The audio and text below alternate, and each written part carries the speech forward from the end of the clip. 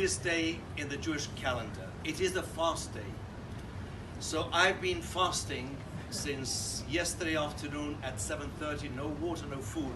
I'm holding on to these pieces of paper as both a pacifier and also to keep me on track, because otherwise my mind might start wandering into images of roast beef, ice cream, gazpacho, and everything. So I'll keep myself on track.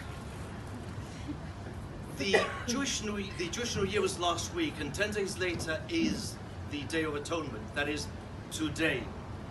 The Day of Atonement is much more than just a fast day. Because firstly, I don't understand why it's called fast, because it is anything but fast. But it is called fast, so we'll keep to that. But it is much more than just a fast day. It is really a day of introspection, where we ask the seminal questions. Who am I?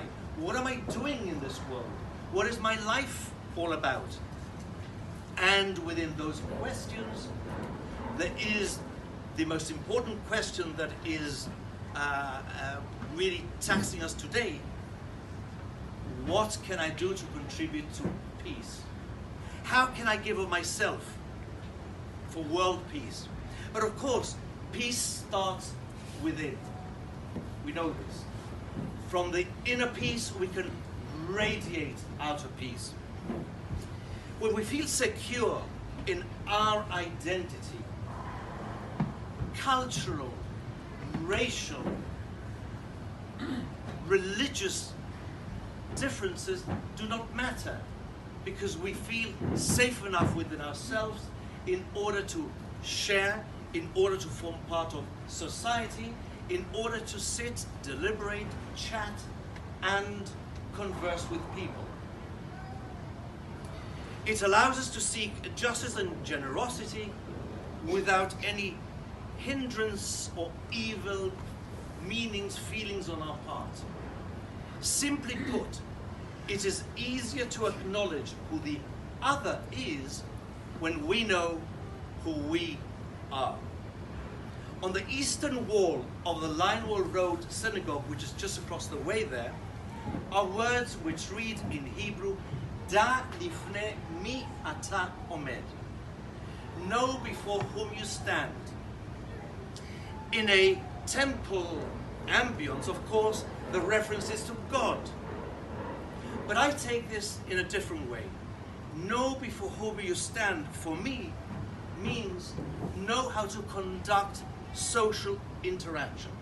Know before whom you're standing at every single point in time, because the person that you might be standing in front of could be suffering, yearning for peace, hurting, ailing. So for me, those words of know before whom you stand is much more than standing before God, but standing before every single human being who is and was created in the image of God. Unfortunately, we live in a world where we live determines whether we live. Yet we have the resources to be neither helpless nor hopeless if we tap into the inner resolve to be helpful and hopeful. Mankind has faced many challenges.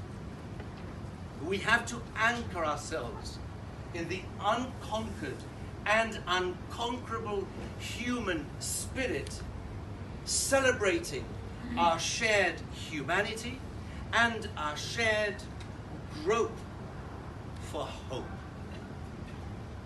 I divide the past weeks between T, and T. Tarifa, Tangier, Tel Aviv. Perched beside beaches in those three resorts, I saw families. Families enjoying a day out in the sun. Boys playing football on the beach. Girls splashing in the waves. Little children building grand sand castles. Families suntanned but smiling. Whether in tea,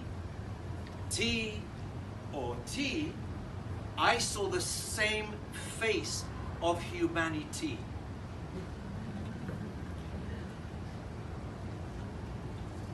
People are the same everywhere.